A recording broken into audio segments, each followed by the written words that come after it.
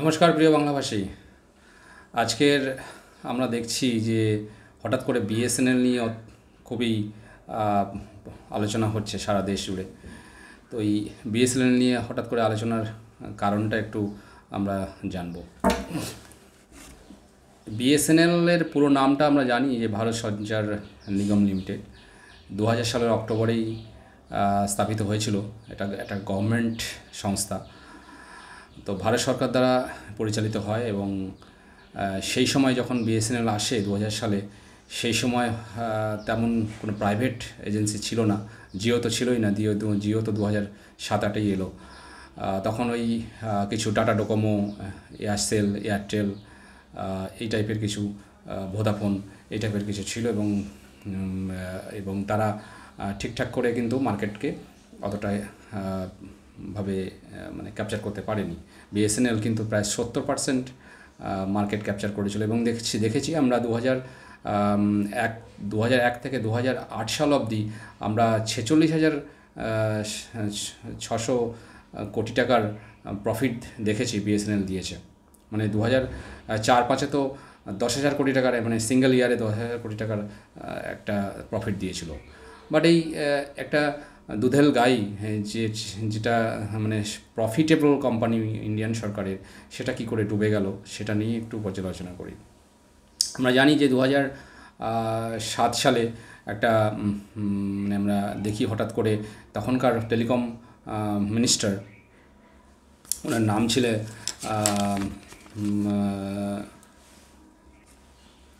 নাম ছিল দয়ানিধি ভারত। হঠাৎ করে দেখলাম যে ওনার বাড়িতে সিবিআই রেড পড়েছে।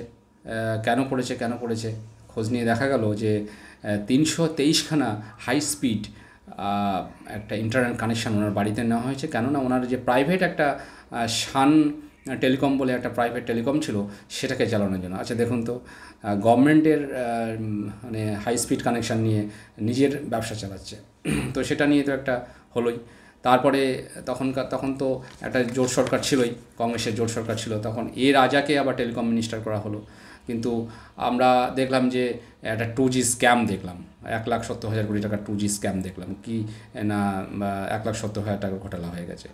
তো এই করে তো আস্তে আস্তে ডাউনফল শুরু হলো এবং সিবিআই ডাইরেক্টলি ইনভলভ হয়ে গেল এবং নতুন যে টেন্ডার আসতো, বড় টেন্ডার থেকে শুরু করে ছোট টেন্ডার, সবইতেই সিবিআই ইনভলভ হয়ে জাজ করছে এবং তাতে করে দেখা গেল কাজের স্পিড কমে গেল। বড় কোম্পানি, যেখানে নোকিয়ার মতো কোম্পানি টেন্ডার পাচ্ছে না, একটা এমন কোম্পানি টেন্ডার পার্টিসিপেট করছে যাদের নাকি কোনো অ্যাড্রেস নেই, সেল কোম্পানি, তাদেরকেই টেন্ডার দেওয়া হচ্ছে।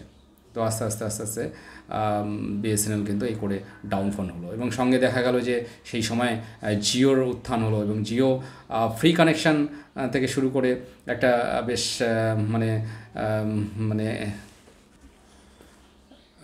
জিও তখন একটা ভালো, সবার মনে, সবার কাছে ঢুকে গেল।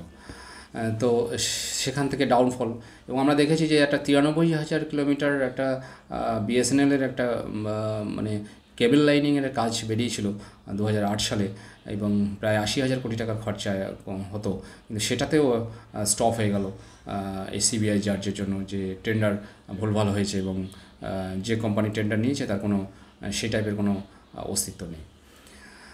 তো আলটিমেট মার্কেট শেয়ার 70% থেকে আলটিমেট এখন 15%-এ বিএসএনএল পৌঁছেছে।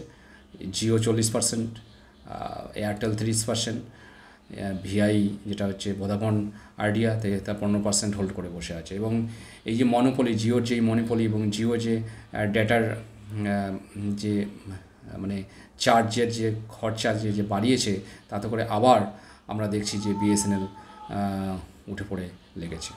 এবং এই বাজেটে আমরা দেখলাম প্রায় 83,000 কোটি টাকা এই বিএসএনএলের জন্য বরাদ্দ করা হয়েছে। টোটাল টেলিকম ইন্ডাস্ট্রিতে জন্য 1.28 লাখ ক্রোড় এবং তার মধ্যে 83,000 কোটি টাকা এই বিএসএনএলের জন্য বরাদ্দ করা হয়েছে। আমরা জানি যে এটা একটা গভর্নমেন্ট সংস্থা। আমরা ওই সময় যখন আমরা কানেকশান নিতাম, তখন স্টাফেদের যে একটা রুট বিহেভিয়ার আমরা খেয়াল করেছি। তো সেই সব স্টাফ এখন ভলেন্টিয়ারি সার্ভিস থেকে মানে রিটায়ারমেন্ট হয়েছেন বা সেই সব স্টাফ তো এখন নেই আপাতত, বা নতুন নতুন স্টাফ রিক্রুট করা হয়েছে এবং এফিসিয়েন্সি স্টাফ রিক্রুট করা হয়েছে। তারা নাকি 9:30টায় অফিস খুলছে এবং এই যে কোম্পানিটাকে আবার দাঁড় করানোর জন্য মানে স্টাফেরাও যথেষ্ট এফিসিয়েন্টলি কাজ করছে।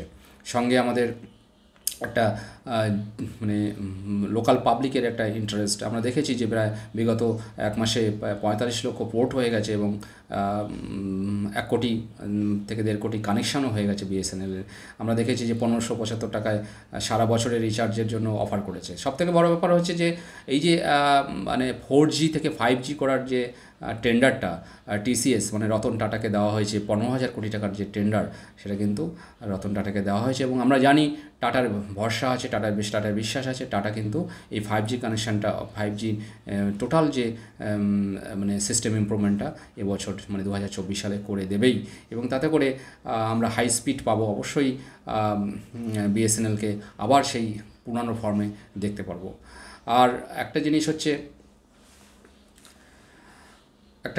গভর্নমেন্টের মানে সেন্ট্রাল গভর্নমেন্টের খুবই ভালো উদ্যোগ, যেটা জিও এয়ারটেলের যাতে মনোপলি ব্যবসাটাকে যাতে করে কন্ট্রোল করা যায়, যাতে সাধারণ পাবলিক ইন্টারনেটের সুবিধা পায়। কারণ আমরা দেখেছি যে রুটি কাপড়া মোকান থেকে আমরা 4 নম্বরের খুবই অভ্যস্ত হয়ে গেছি, সেটা হচ্ছে ইন্টারনেট বা ডেটা ছাড়া কিন্তু আমরা চলতে পারি না। তো এই ডেটাটা যাতে সস্তায় থাকে, ডেটাটা যাতে কন্ট্রোল হয়, তো সেই জন্য একটা ভারত সরকারের কিন্তু একটা ভালো উদ্যোগ।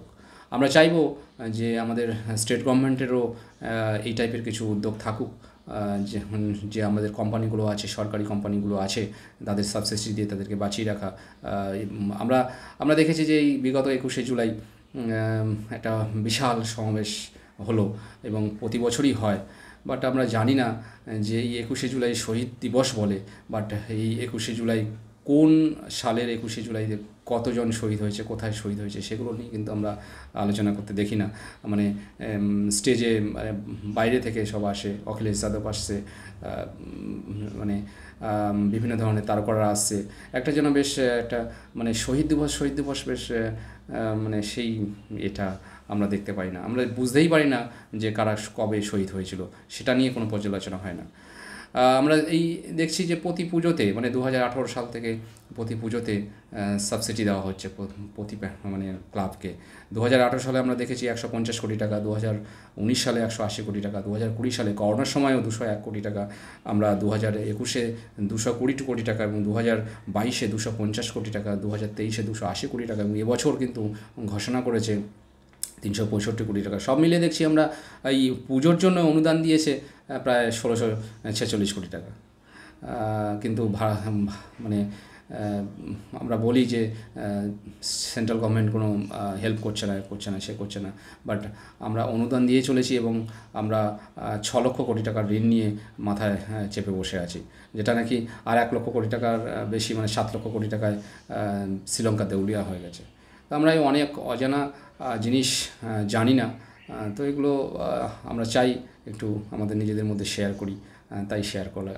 এবং আমরা চাই যে আগামী দিনে আরও কিছু অজানা তথ্য নিয়ে আলোচনা করব এবং সবাই জানতে পারবো কিছু ভালো ভালো জিনিস। নমস্কার।